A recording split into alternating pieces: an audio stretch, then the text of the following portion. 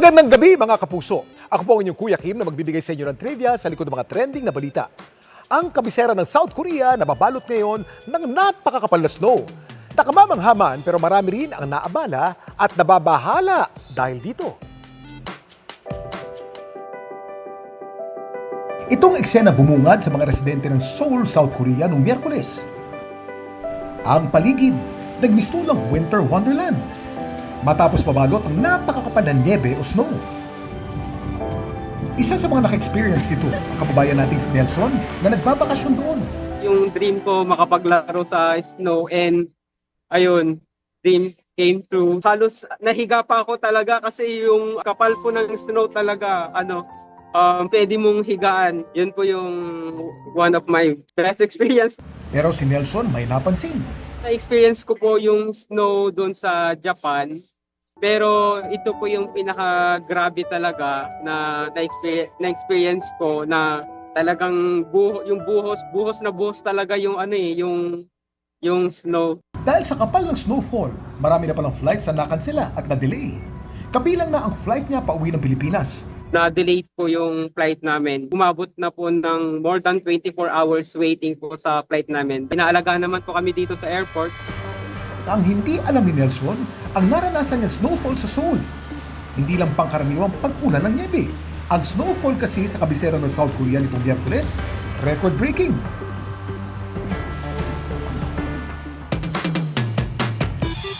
Mga kapuso, welcome to Seoul, South Korea. Annyeonghaseyo. Kung saan ang temperatura pumapalo ngayon sa negative 1 degrees Celsius. Napakalamig dahil yan sa pambihirang snowfall dito nitong mga nakaraang araw. Ang KMA o Korea Meteorological Administration nakapagtala ng 16.5 centimeters ng snow noong November 27. Ito ang heaviest daily snowfall na kanilang naitala mula nang magsimula sila noong 1907. Bukod sa pagkansela o pagkadiri ng mahigit 150 flights, may ilang bayan malapit sa Seoul na nawala ng kuryente. May 5 naitalang nasawi dahil sa sama ng panahon. Ang record-breaking snowfall na ito ay dahil sa mas mataas na temperatura sa dagat sa kanlurang bahagi ng Korean Peninsula na naka-encounter ng napakalamig na hangin. Samantala, para malaman ng trivia sa likod ng viral na balita, i-post o i-comment lang, #Kuya Kim. Ano na? Laging tandaan, kimportante ang may alam. Ako po si Kuya Kim at sagot ko kayo 24 oras. Matapos sabihan ni Ombudsman Samuel Martires si Justice Undersecretary Jessie Andres na manahimik na lang, direkta na raw nakipag-usap si Andres sa Office of the Ombudsman.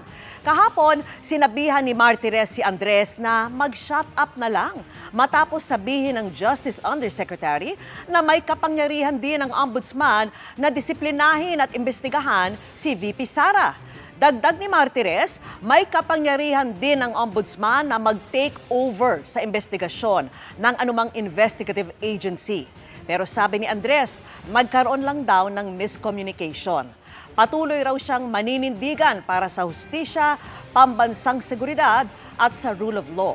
At sakaling i-take over ng Ombudsman ang investigasyon, irerespeto niya raw ito. Makikipagtulungan din daw ang NBI. Nag-communicate na po ako para hindi po through media but directly po sa opisina niya. Wala pong problema. Ako po ay rumerespeto. If mag-insist lang po sila to take over, will you cooperate, sir? Yes. Yes. Edi mas mabuti sila na mag-imbestiga na nakaligtas na kami. Palalawigin pa ng Agriculture Department sa piling pamilihan sa Metro Manila ang programa kung saan makakabili ng 42 pesos kada kilo ng bigas.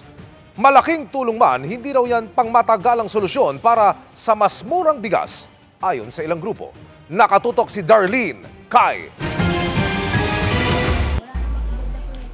Bago matapos ang taon, magkakaroon na raw ng 42 pesos kada kilo na bigas sa piling mga pamilihan sa Metro Manila. Palalawigin na raw kasi ng Department of Agriculture ang Rice for All program kung saan direktang kukuha ang gobyerno ng bigas sa mga importer at trader. Sa kasalukuyan, nasa 45 hanggang 55 pesos ang presyo ng well-milled rice base sa pinakahuling price monitoring ng ahensya. Iniiwasan natin yan noong una para hindi tayo makipag-compete sa mga nagtitinda sa mga pamilihan. Pero dahil na rin sa hindi nga ganun kabilis ang pagbaba ng presyo sa inaasahan, so magkakaroon na ng pagkakataon. Pinag-uusapan pa raw ang eksaktong petsa at kung saan sa ang mga pamilihan mabibili ang mas murang bigas.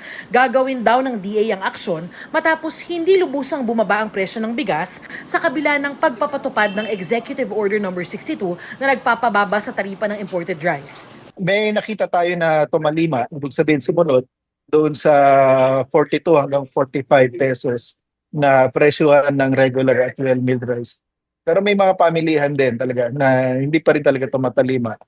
Pero sabi ng ilang rice retailer gaya ni Maribeth, wala silang magagawa kung mataas ang presyo ng ibinabagsak sa kanilang supply. Kung sobrang baba, hindi namin kaya yun. Saan kami kukuha ng pang-aabono doon? Kaya ba nilang ibalik sa amin yung puhunan? Para sa Sinag at Grupong Bantay Bigas, hindi pang matagal ang solusyon sa pagpapababa ng presyo ng bigas, ang Rice for All program at ang pagpapababa ng taripa sa bigas.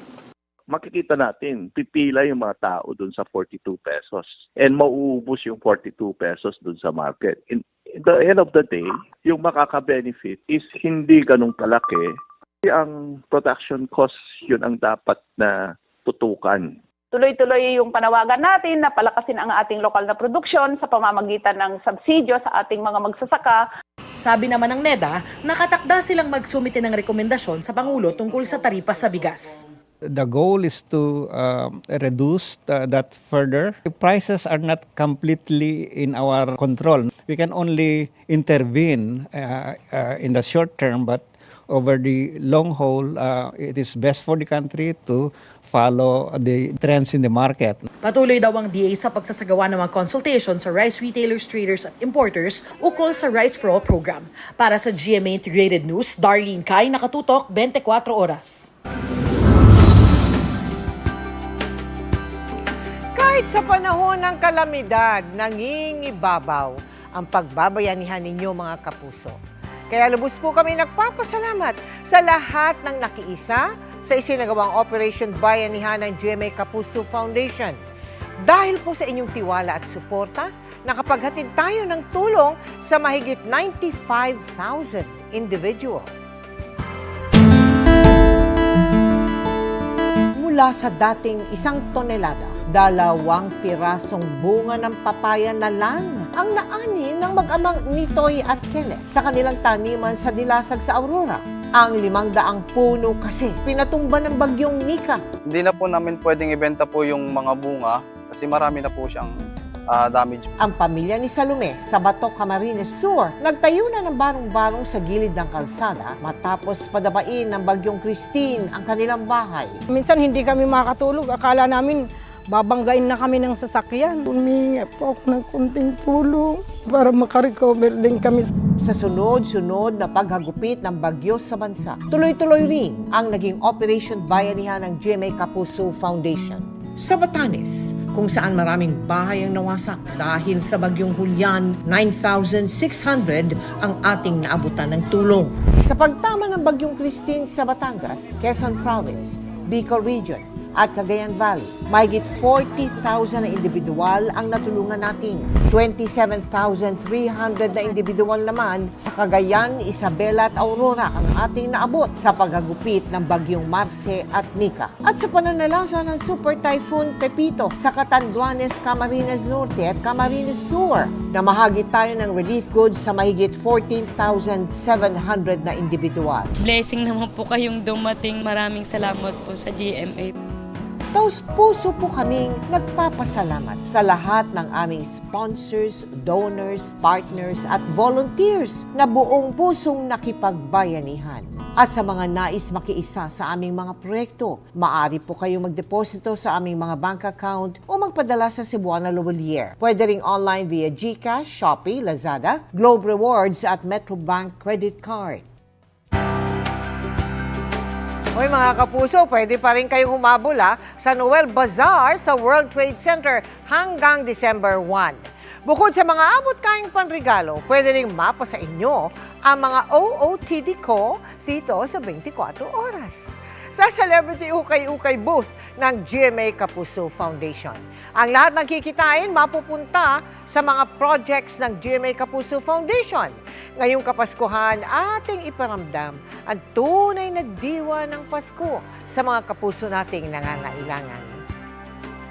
Driver na nakipagmatigasan at ayaw isurrender ang lisensya at isang nagpakilalang pulis na dumaan sa EDSA busway ang kabilang sa mga sinita at tiniketan sa nagpapatuloy na operasyon ng MMDA. At nakatutok si Oscar Oida.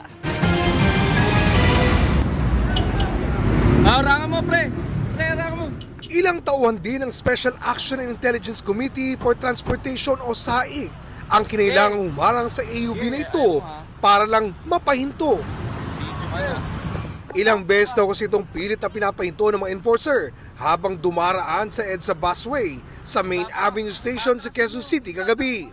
Nakarehistro ang sasakyan sa DILG at nagpakilala nga ayon sa mga enforcer, nagpakilalang police daw siya from DILG.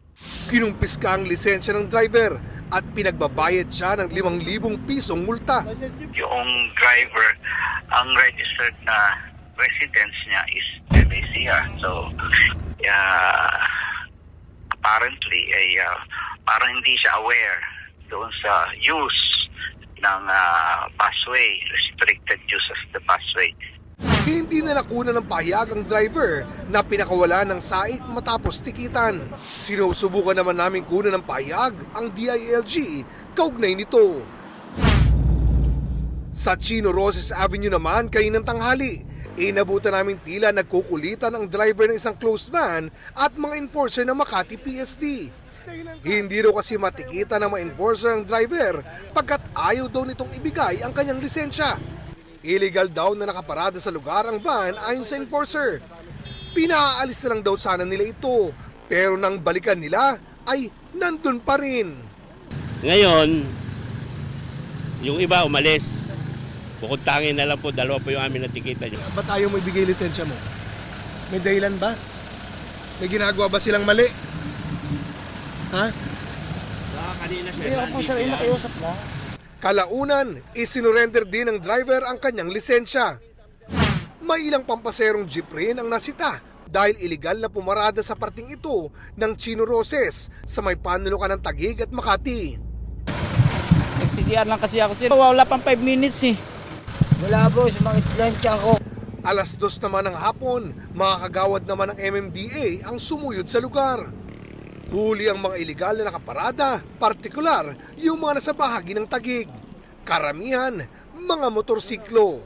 Meron at meron talaga makukulit. However, we can see naman yung constant changes na nakikita natin dito na unti-unti natatakot na rin yung mga tao dahil alam nilang every now and then merong operasyon ng MMDA and also there is the other local traffic enforcers who are managing the traffic. So somehow makikita natin na na-instill natin yung takot nila sa batas. Wala daw balak tantanan ng MMDA ang lugar. Lalo't batid nilang maaaring pagwala sila sa lugar ay may magpupumilit pa rin pumarada ng alanganin. Every now and then, andyan po tayo, we will be constant sa ating mga operasyon. Para sa GMA Integrated News, Oscar Oida, nakatutok, 24 oras. Suspect na may pang-5 ng anak. Ako ba yun? Ako yun. Pero saan kaya guilty ang ilang Kapuso stars na kumasa na rin sa trending na Suspect Challenge online? Makichika kay Nelson Canlas. Suspect. Tahimik sa set pero maraming suitors. Sa true nga ba ang rumor na yan?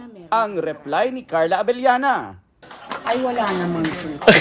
Sana meron, sana marami.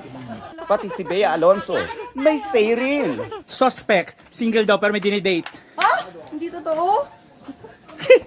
Prangka kung prangka pero joke time lang daw yan ha. Kumasa kasi sa trending na Suspect Challenge ang Kapuso stars gaya ng Widow's Warcast. Wala ring ligtas sa trend si Royce Cabrera. Suspect, pogi, pero tinidor lang po para sa set. Masarap tsaka sayang. Ang cast ng upcoming action drama series na Batang Riles, may kwelang entry din. Suspect. Gusto magkajowa pero ayaw ng commitment. Ha? Personal na yun. Suspect. Gym ng gym, takot naman sa ipis. Labas din ang kulit ng magbesti na sina Valin Montenegro at Dasuri Choi. Suspect, ang ganda ng abs pero ang dibdib. Suspect, magaling mag-pick up ng steps pero hindi maka-pick up ng boyfriend. Sa mga laging galit naman dyan, baka suspect din kayo, kagaya ni Ashley Rivera. Suspect, repost ng inner peace, lagi namang galit. Nelson Canlas, updated sa Showbiz Happenings. Makasaysayan ang tapatan sa hardcourt ng Men's Basketball Finals sa ikasandaang season ng National Collegiate Athletic Association ng NCAA. For the first time, magtatapat sa finals sa Mapua Cardinals at Benil Blazers na parehong uhaw sa kampyonato. Ang Cardinals umaasang mabe-break na ang kanilang 33-year title drought. Ganyan din ang Golden Blazers na noong season 76 pa huling nagkari sa championship. Alas 2 ng hapon ngayong linggo, December 1 ang kanilang unang paghaharap. Nakasimulcast yan sa GMA and Heart of Asia. Mapapanood din yan via live stream sa Facebook page, YouTube channel at website ng NCAA Philippines. Gayun din sa social media accounts ng GMA Sports. Para naman sa Global Pinoys, mapapanood yan via international channel na GMA News TV. Patay ang isang rider sa Iloilo matapos bumangga at sumabit sa bakal na karga ng isang kolong-kolong. Nag-overtake umano ang biktima kaya hindi niya nakita yung kasalubong na tricycle. Nakatutok si John Sala ng GMA Regional TV. Patawid ang kolong-kolong na ito na may kargang steel pipe sa kalsada sa Barangay 6, Tigbawan, Iloilo noong Miyerkules. Nang biglang, may motorsiklong bumangga at sumabit sa steel pipe. Sa lakas ng impact, tumilapon ang rider na si Alex Tacuel, 23 anyos. Ang motorsiklo niya tumama pa sa isang pick-up. Dinala siya sa ospital kung saan dineklarang dead on arrival. Ang motor nga ginadriveran sa biktima, nag-overtake siya sa nakadulog nga jeep na dito sa blindside sila. Timing kitang laba ang punta sa GI pipe na labot sa gid. Agad isinailalim sa kustodiya ng Tigbawan Police ang driver ng kolong-kolong pero pinakawalan kalaunan. Nagkaareglo ang mga kaanak ng rider at ang driver ng kolong-kolong. Mula sa GMA Regional TV at GMA Integrated News, John Sala. Nakatutok, 24 oras. Nasabat ang nasa mahigit 1 milyong pisong halaga ng shabu na itinago sa lalagyan ng cookies sa Quezon City. Arestado ang 2 suspect na mula pa sa Pampanga. Nakatutok si James Agustin. Mula pa sa Pampanga ang 2 naaresto ng mga operatiba ng Cubao Police Station sa ikinasa nilang drug bypass operation sa Barangay San Martin de Porres, Quezon City kahapon. Target na operasyon ng 24 anyos sa babae, habang kasabot umano niyang 22 anyos sa lalaking kapitbahay. Nasabat sa kanilang 200 gramo ng shabu na nagkakalaga ng mahigit 1.3 million pesos. Ang droga itinago sa lalagyan ng cookies. Yung area po of operation nila is doon sa pinanggalingan nilang lugar, no, kung saan sila talaga nakatira sa Angeles, Pampanga. We can consider this na dito rin sila nag-ooperate, na yung mga binebentahan nila na dito rin. Itinuturing ng pulisya na high-value target ang mga suspect. Ayon sa babaeng suspect, ipinakisuyo lang daw sa kanya na i-deliver ang item kapalit ng 20,000 piso. Pinagutusan po ako na padala po tapos ipasa po. Alam mo droga yung laman? Opo. Bakit po kayo napasok sa ganyan transaction? Dahil po gawa ng may malaking utang po na kailangan kong bayaran. Git naman ng lalaking suspect, wala siyang kinalaman sa transaksyon. Sabi niya, samahan ko lang po daw siya kasi wala po daw siyang kasama. Alam mo droga yung dala niya? Hindi man po. Ba't ka sumama? Wala man po akong alam, sir, na ganyan yung ano niya. Maharap ang 2 sa reklamong paglabag sa Comprehensive Dangerous Drugs Act. Para sa GMA Integrated News, James Agustin, nakatutok, 24 oras. Pagpupursigi na sinamahan ng panalangin. Yan ang naging susi ng halos 30,000 bagong nurses na pumasa sa Philippine Nurses Licensure Examination.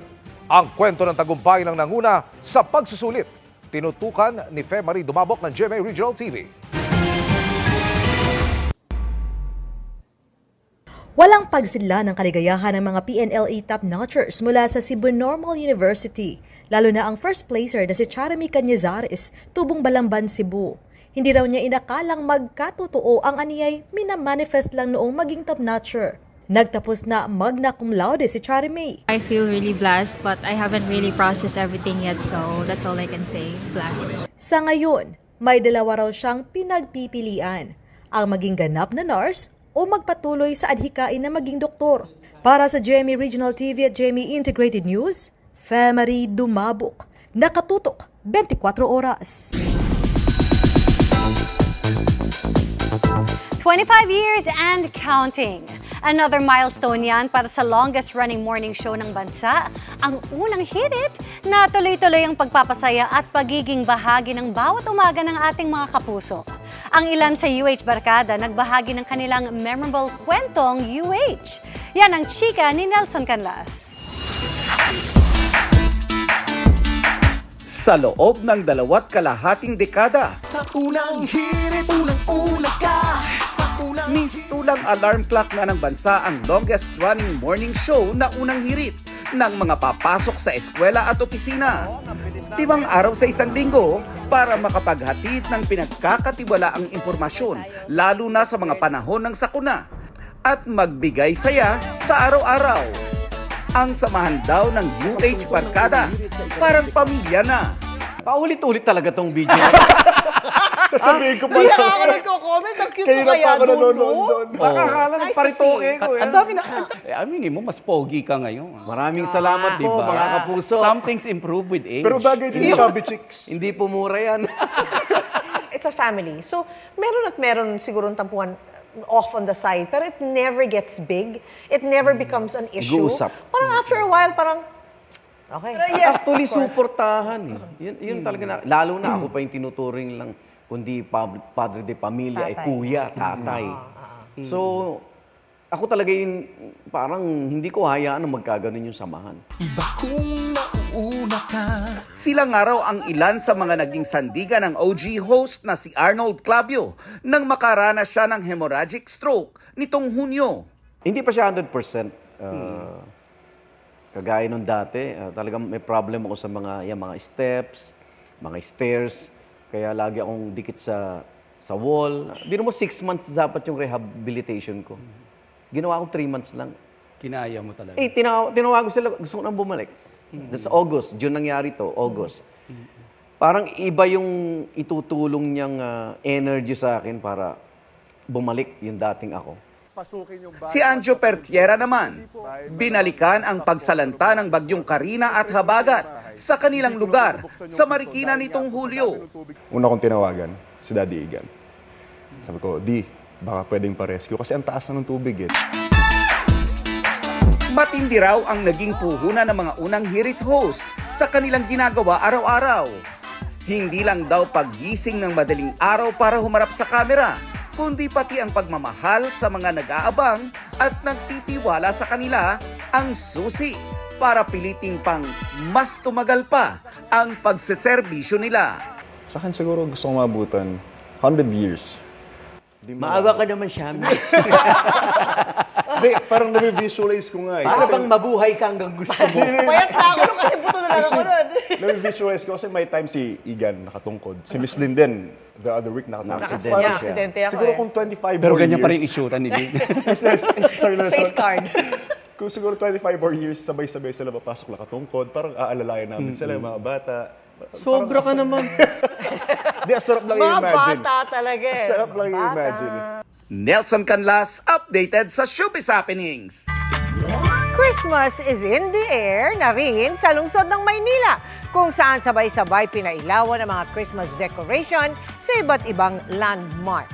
Nakatutok doon live si Rafi Tima. Rafi?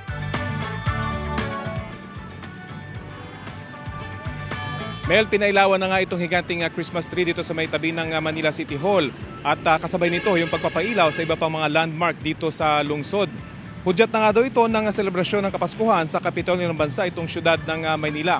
Bukod dito sa may Christmas tree ay nagbibigay aloy din ang dancing fountain dito sa katabing bahagi lamang ng Christmas tree. Bukod dito sa may dancing fountain, ay pinailawan din yung iba pang mga landmarks dito sa Maynila, katulad nitong nasunog na Manila Post Office, maging yung bagong refurbished na Esplanade dito naman sa may Pasig River. Maging itong Metropolitan Theater ay nagningning din dahil sa mga Christmas lights. Mahalaga daw, Mel, itong pagpapailaw sa mga landmarks dito sa Maynila dahil magpapasaya ito sa mga taga rito sa Maynila, lalo pat sunod-sunod yung naging dagok dito sa lungsod, lalo na yung malaking sunog dito sa may Isla Puting Bato. Kaya naman kasabay nitong pagpapailaw nitong mga landmarks dito sa Maynila ay magkakaroon din ng donation drive at dito yung mangyayari sa may Castilla. Kung yung mga magdo-donate, magbibigay ng donation ay ibibigay sa mga nasalanta hindi lamang nung malaking sunog sa Isla Puting Bato, kundi yung mga sunod-sunod na baha dulot na masamang panahon. Yan pa rin ang ulat mula dito sa Maynila. Mel? Maraming salamat sa iyo, Rafi Tima. Yan ang mga balita ngayong Biyernes. Mga kapuso, 26 days na lang, Pasko na.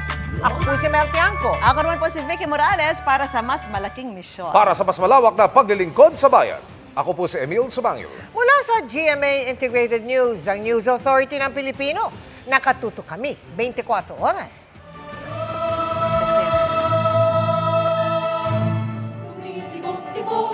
Sumisinok-sinok